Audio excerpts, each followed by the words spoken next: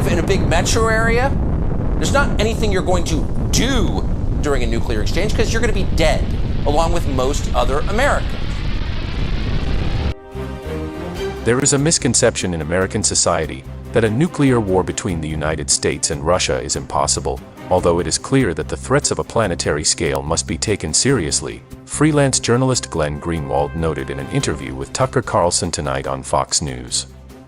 The journalist stressed that NATO continues to aggravate the situation in Ukraine, and the major media normalize this approach. Do you know what to do in a radiation emergency?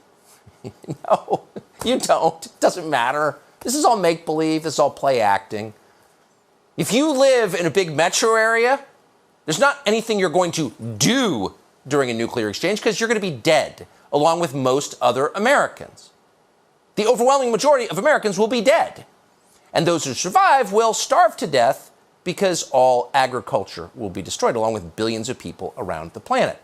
So it's time to update your assumptions about the technology here. These are not the bombs that flattened Nagasaki. They are incalculably more powerful. You hit New York, you take out Miami. So a nuclear war means not that we get to take out the Black Sea Fleet, it means the end of the world. And people who work around this stuff understand it, and they're really afraid. But no one else seems to have any idea. Why is that? Glenn Greenwald has been watching really carefully all of this unfold. His work is on Substack. We're happy to have him join us tonight. Glenn, thanks so much for coming on. It seems to me no matter how you feel about Putin, or Ukraine or the justice of the war or anything, the threat, the very real, in-your-face threat of a nuclear exchange right now that they're openly talking about would require the media to start telling people, hey, this is real, but nobody is. And I wonder why that is. If you look at the history of American wars, Tucker, over the last several decades, they're incredibly similar. The way they convince Americans to support U.S. involvement in a war is they personalize a particular leader, get us to hate that leader. Oh, Saddam Hussein in Iraq is a terrible guy. Bashar al-Assad in Syria is this tyrannical force. Mullah Omar in Afghanistan is somebody we have to go and take out. Gaddafi in Libya, our emotions get up and we say, yeah, we can't, well, let's go take out these tyrants. And then, hundreds of billions of dollars later and lives lost, polls always show that Americans come to realize that they regard those wars as a mistake. And the reason is they realized that no benefits came to the United States and American citizens by virtue of U.S. involvement in those wars. So let's apply that framework here. The consensus in Washington is that we are closer to the use of nuclear weapons than at any time since the Cuban Missile Crisis 60 years ago. There is a very real threat of a nuclear exchange or even a direct confrontation with Russia and the United States. And over what? Over who governs and rules not even Ukraine, but the Donbass, the eastern region in Ukraine, where a majority of people actually identify as ethnic Russians and want to be part of Russia. And yet there's almost no debate over whether we should be sending huge amounts of money there and risking the lives of American citizens through the possibility of a nuclear war, because everyone knows that the minute you step up and step out of line, there's a horde of people ready to call you unpatriotic or a traitor or an admirer of Vladimir Putin, as I know is being done with our very segment right this minute by all those Media Matter people and other people online. So it's a really repressive atmosphere, and it's squashing a debate that we absolutely have to have. But we're losing track of reality.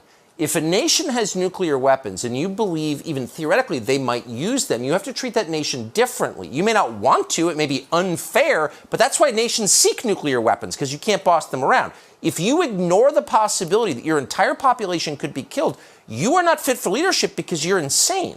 And it feels like our leaders are right there. They're insane. I think there's almost this sense that has been purposely cultivated to believe that the use of nuclear weapons really isn't a realistic possibility, even though we have had the use of nuclear weapons in the last century when the U.S. did it in Japan for World War II. And we came very close on at least 2 or 3 occasions. The U.S. and Russia did, these very same countries, to exchanging nuclear weapons and risking nuclear annihilation, including in the Cuban Missile Crisis, because the U.S. felt that the Russian presence over the border in Cuba was so threatening that we were going to have a nuclear war over it. That's how Russia sees what's happening in Ukraine right across their border. It is madness to assume that for Russia, what is an existential war, if they actually start losing it or NATO really starts escalating as we've been doing, that the chances of Vladimir Putin using nuclear weapons is zero. This is a dangerous delusion that I think a lot of people are operating under. That's totally... Tulsi Gabbard is a former member of Congress from Hawaii who, from the very first day, from February 24th, when this war began, has been saying the exact same thing, which is the stakes are very high here. Maybe we should acknowledge that before we proceed heedlessly forward. We're honored to have her join us again tonight. Congresswoman, thank you so much for coming on. What do you make of this? We're reminded once again, Tucker, that we are unfortunately being led by leaders who are selfish and short-sighted and don't care about the American people. They are leading us further and further into war without understanding one of the most basic tenets and characteristics of war, which is it is unpredictable. Once that first shot is fired, once that first punch is thrown, the predictable nature of things, you can plan for things, but it by nature becomes unpredictable.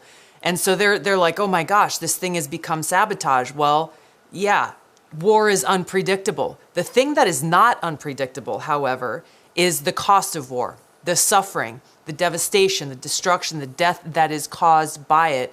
And so the real question for the American people and for us to ask our leaders is how much suffering will we have to endure here in this country and for people around the world? Because as you've so clearly stated, we see a sabotage of an energy pipeline today. What's next? Is it access to the internet? Is it satellites that are connected to GPS that power virtually all parts of our life and also our weapon systems? Go on down the line and we end up with this potential nuclear outcome. And so, our leaders are saying, well, hey, we can't do anything. This is all in Putin's hands. Well, guess what? The United States, our leaders and European leaders are the ones fueling and funding this war. So they have a heck of a lot of leverage to be able to push for a ceasefire, negotiated outcome, and an end to this war, and to actually fight for peace and prosperity. And we need to know that if they're not doing that, and they aren't right now, then what they are doing is pushing for more destruction, more war, and therefore a lack of peace and prosperity and more suffering for us and people around the world. If it turns out that the Biden administration actually blew up a natural gas pipeline or okayed someone else's sabotage of that pipeline, shouldn't there be a federal law that prevents them from lecturing the rest of us about climate change ever again? I don't have the evidence of who was responsible for this. There will be consequences if that is ever found out. But we have the reality of what we're dealing with right before us today, which is if we continue down this path, we may end up with a nuclear holocaust. Thanks for watching. If you like our info, subscribe to channel and watch the next video.